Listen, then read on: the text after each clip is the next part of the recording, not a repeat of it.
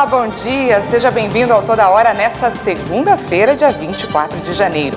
Você vai ver nessa edição, após pedido de governadores, Ministério da Saúde prorroga por mais 30 dias leitos de UTI extras para a Covid-19. E ainda, teleatendimento de pessoas suspeitas de contaminação está aumentando a cada 36 horas. E os portugueses começaram a votar antecipadamente para as eleições legislativas de 30 de janeiro. Diante do avanço da variante Ômicron, o Ministério da Saúde decidiu prorrogar por 30 dias o custeio de leitos de unidade de terapia intensiva para pacientes Covid em todo o país. O contrato, que disponibiliza leitos excedentes aos estados, se encerraria no próximo dia 31 e, segundo a pasta da Saúde, a medida vale para 14.254 leitos de UTI adulto e pediátrico. E os teleatendimentos de saúde cresceram recentemente após as festas de fim de ano. Segundo a Saúde Digital Brasil, uma entidade que representa os serviços de telesaúde no país, esse tipo de atendimento tem dobrado a cada 36 horas. A Maria Lúcia, que mora em Belo Horizonte, descobriu logo após as festas de fim de ano que estava com Covid e buscou um médico pelo atendimento virtual do plano de saúde. Eu cheguei do Réveillon sentindo alguns sintomas leves. Eu estava um pouquinho de dor de cabeça, um pouco de dor de garganta. Então eu resolvi fazer o exame na farmácia. Esse exame veio positivo e eu na mesma hora entrei em isolamento.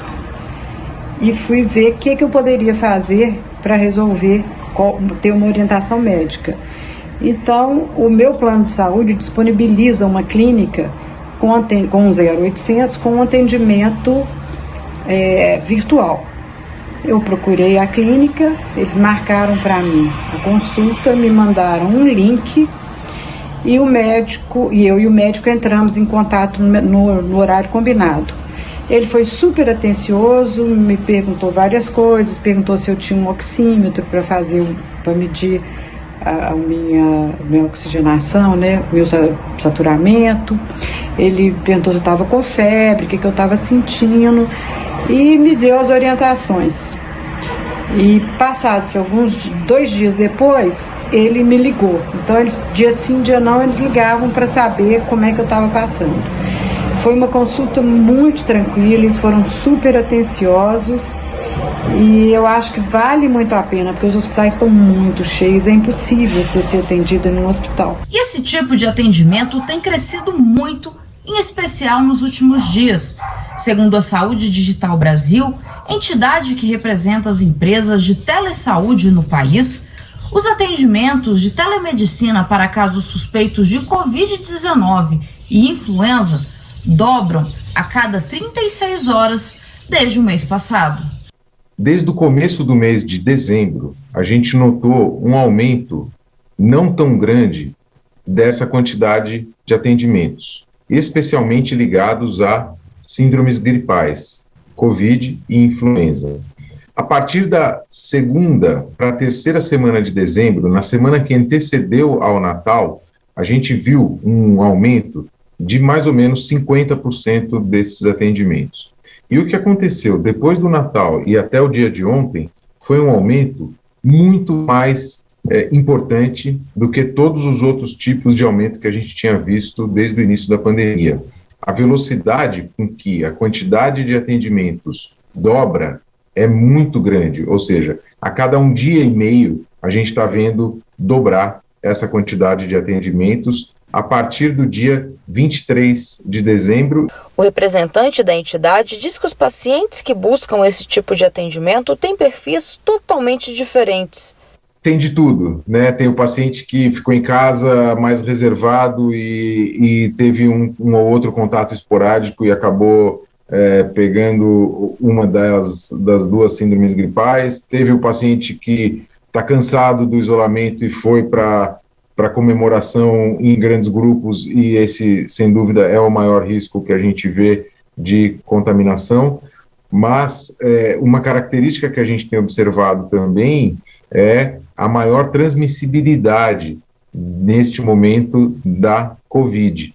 Então, você precisa de menos tempo de exposição sem o uso adequado da máscara para se contaminar. Então, a nossa recomendação é que a gente mantenha os protocolos sanitários, o uso da máscara, o distanciamento social e a higienização com álcool, que são grandes barreiras de proteção para evitar a contaminação das duas síndromes gripais, e reforçar a importância de todo mundo tomar as suas doses da vacina. A vacina é um grande protetor que a gente tem. Outro dia me fizeram um comentário que eu achei muito pertinente. Imagina um jogo de futebol e você tem como goleiro o melhor goleiro do mundo no seu time. Eventualmente você vai levar gols, mesmo com o melhor goleiro do mundo. Agora a pergunta que fica é melhor você jogar com um bom goleiro e ainda assim tomar um gol ou outro, ou jogar um jogo sem goleiro que bastou chutar que vai entrar? Essa foi a comparação que fizeram com a questão da vacina, que eu achei muito legal, para incentivar que as pessoas se vacinem, tomem as doses iniciais, tomem as doses de reforço, tomem o booster, porque isso é o maior protetor que a gente pode ter neste momento. A modalidade de teleatendimento de saúde ajuda a desafogar os hospitais e funciona normalmente para a emissão de documentos e atestados médicos, além de pedidos de exames. Mas a regulamentação desse tipo de consulta ainda é motivo de discussão. No fim do ano passado, a Comissão de Seguridade Social da Câmara dos Deputados aprovou o projeto de lei que regulamenta a realização de consultas com médicos, terapeutas, psicólogos e nutricionistas. A proposta proíbe que as operadoras interfiram nos valores das consultas, não podendo distinguir valores de atendimentos presenciais ou remotos. O projeto ainda prorroga a validade da telemedicina para além de casos de calamidade pública ou quarentena. Atualmente, a resolução do Ministério da Saúde regulamenta a telemedicina apenas enquanto durar a pandemia da Covid-19. O texto segue em discussão na Câmara dos Deputados. A advogada especialista em biodireito e saúde, Thaís Maia, explica que vários outros detalhes nesse tipo de atendimento precisam ser discutidos e regulamentados para a segurança do profissional e do paciente. A gente tem vários conflitos que estão acontecendo durante o exercício da telemedicina.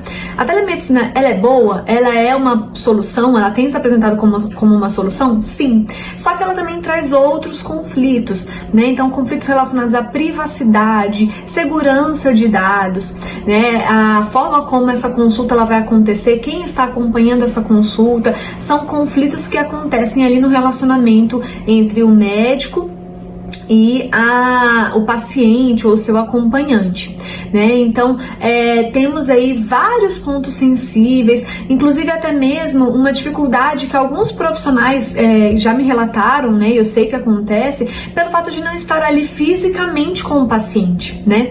Então, é importante a gente perceber que existem muitas fragilidades da telemedicina e que sim, o fato de não ter uma regulamentação acaba expondo essas fragilidades, esses possíveis conflitos que venham a acontecer.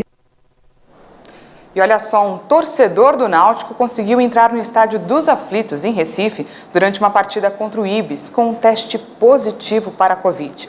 Após postar uma foto em suas redes sociais brincando com o fato, o torcedor foi preso pela Polícia Militar de Pernambuco. Essa era a primeira partida a contar com testagem gratuita oferecida pelo governo pernambucano.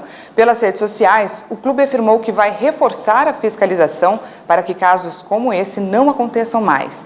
Mas eles contam com a consciência de cada um, afinal se trata da vida dos torcedores. E o governo federal prepara uma PEC na tentativa de frear a alta nos preços dos combustíveis. O texto vai ser enviado ao Congresso na volta do recesso em fevereiro. A preocupação com a alta do preço dos combustíveis faz o governo federal preparar uma proposta na tentativa de frear os aumentos. Por meio da PEC, o governo ganharia o direito de reduzir temporariamente impostos federais, tanto do diesel quanto da gasolina. A decisão foi tomada a partir da avaliação que, neste ano, o preço internacional do petróleo pode ter altas consideráveis, atingindo $100 o barril. O texto deve definir um limite no valor do preço do barril do petróleo, que, se atingido, dispararia um gatilho para a redução tributária. Mas a legislação determina que a diminuição de impostos precisa ter compensação que substitua a perda de receita. Em 2021, o governo arrecadou cerca de 60 bilhões de reais em impostos federais. A proposta ainda pode incluir a criação de um fundo de estabilização para os combustíveis, custeado por arrecadação de royalties. O texto vai ser enviado ao Congresso na volta do recesso em fevereiro. O Banco Central informou o vazamento de dados vinculados a cerca de 160 mil chaves Pix, que estavam sob a responsabilidade do Banco Digital Acesso. Segundo o BC, o vazamento foi em dados cadastrais e não em dados sensíveis que possam comprometer a movimentação do dinheiro, como senhas e extratos. O caso será investigado e sanções como multa, suspensão ou até a exclusão do acesso do sistema do Pix podem ser realizadas. Esse foi o segundo vazamento de informações desde o lançamento do sistema instantâneo de pagamentos, que foi em novembro de 2020. O governador do Rio de Janeiro anunciou nesse fim de semana um plano para revitalizar 2 comunidades. Via programa Cidade Integrada, serão investidos cerca de 500 milhões de reais. Com a iniciativa, o Estado promete levar ações sociais, desenvolvimento econômico, infraestrutura e segurança para as comunidades do Rio de Janeiro. As primeiras regiões beneficiadas são Jacarezinho, na Zona Norte, e Muzema, na Zona Oeste. A promessa é de um investimento de cerca de 500 milhões nas 2 regiões. Esse território não pertence nem a tráfico, nem à milícia e nem às polícias. Cada local dessa, cada comunidade dessa, Gelbo, pertence ao valoroso morador daquela comunidade. Esse projeto é um projeto de retomada. É um projeto de retomada do território e de entrega, Vinícius Fará, desse território a quem esse território pertence, que é o povo dessas comunidades. O anúncio veio depois da mobilização na última quarta-feira de cerca de 1.300 policiais nas comunidades do Jacarezinho e Muzema para uma operação de reconquista desses territórios que vivem sob o jugo do crime organizado.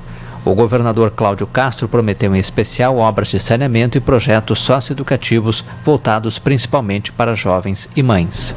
A Receita Federal abre hoje as consultas ao lote residual de restituições do imposto de renda referente ao ano de 2020 e também relativa a anos anteriores. Mais de 240 mil contribuintes que caíram na malha fina por inconsistências nas declarações do imposto de renda, mas que regularizaram as pendências com a Receita, podem consultar o lote. O valor acumulado soma mais de 281 milhões e será depositado para os contribuintes no dia 31 de janeiro. A segunda-feira será marcada por calor intenso em diversas regiões, mas a previsão é de que nos próximos dias as temperaturas diminuam por conta da chegada de uma frente fria. Vamos conferir a previsão do tempo para hoje em algumas cidades do país.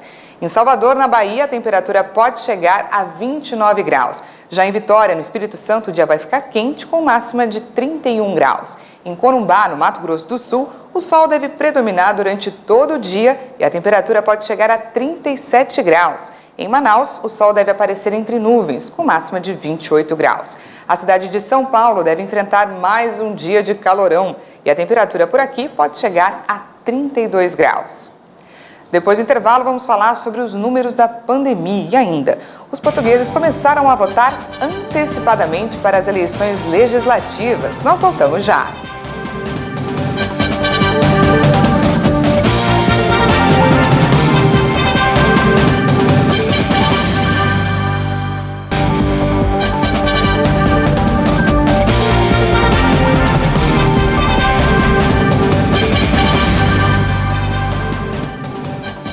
Estamos de volta ao vivo, agora são 8 horas e 48 minutos no horário de Brasília. Com a aprovação do uso da Coronavac, a campanha de vacinação de crianças e adolescentes contra a Covid em São Paulo segue em ritmo acelerado.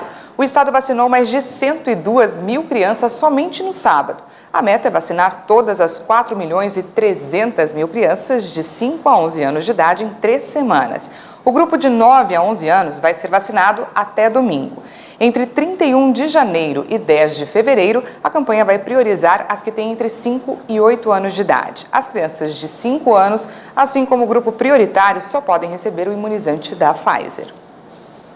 O Brasil ultrapassou a marca de 24 milhões de casos. Há uma semana, o total era de 23 milhões. O Brasil registrou mais 296 novas vítimas da Covid no Brasil em 24 horas. Agora são 623.097 mortes pela doença. Também foram registrados mais 135.080 novos casos de infecção por coronavírus de um dia para o outro. Ao todo, o país já atingiu a marca de 24 milhões e 44 mil diagnósticos confirmados para a doença. A média móvel de mortes está em 293 vítimas diárias. A curva apresenta tendência de alta com aumento de 142%. E a média móvel de casos apontou 149.085 registros por dia. O número também indica tendência de alta com aumento de 349%. E no mapa da evolução da doença por regiões, 22 unidades da federação indicaram alta.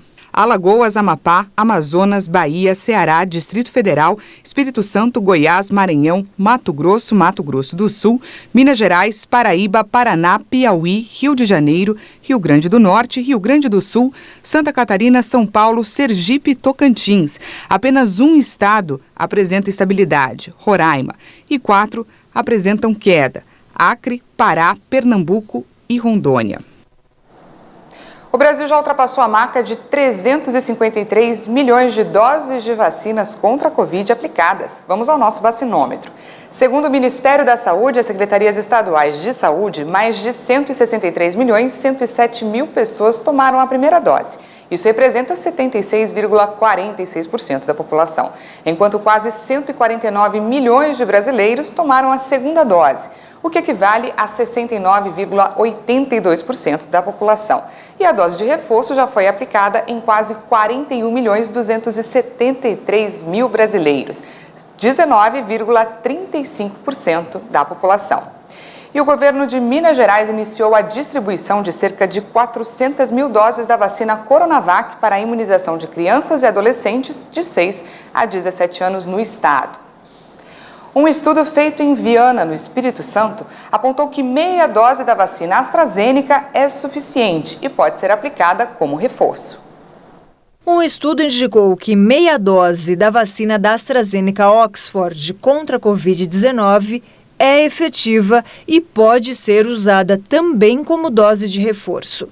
A pesquisa mostrou que no esquema primário, quando são feitas as 2 primeiras aplicações do imunizante, a meia dose teve efetividade semelhante à dose padrão para a prevenção de 70% de casos novos da doença.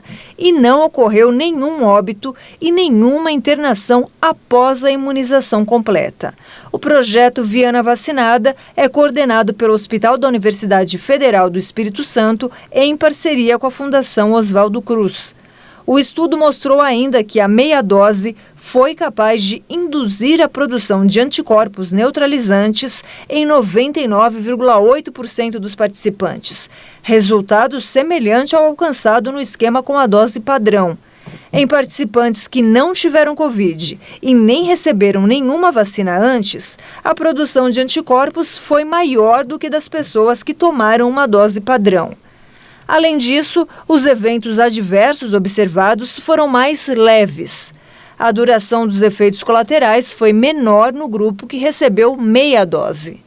No estudo, a vacinação com meia dose foi aplicada em mais de 20 mil participantes de 18 a 49 anos de idade.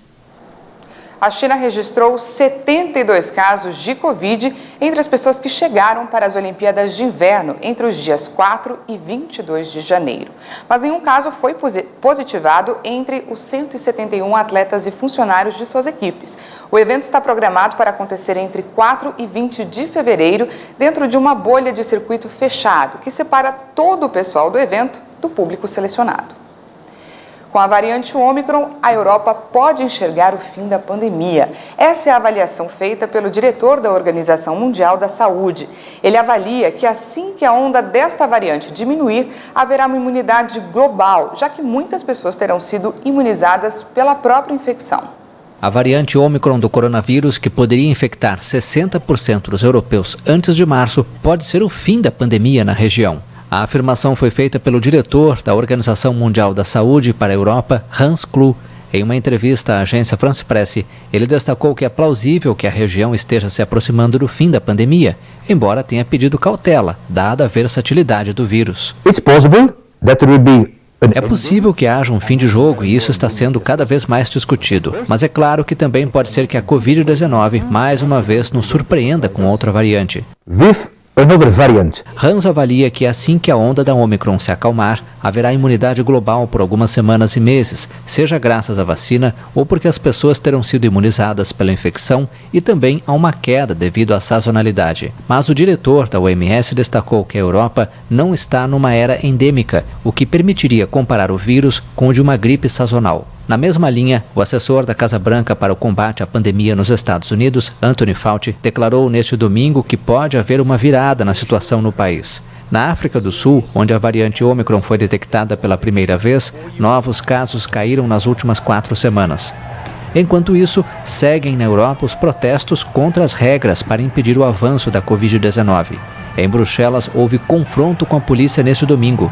Os agentes tentaram dispersar a multidão com canhões de água e gás lacrimogênio. A multidão atirou pedras nos policiais.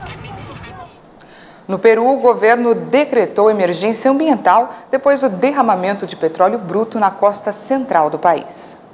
Uma semana após o derramamento de petróleo, o governo peruano declarou emergência ambiental por 90 dias na área marinha costeira danificada.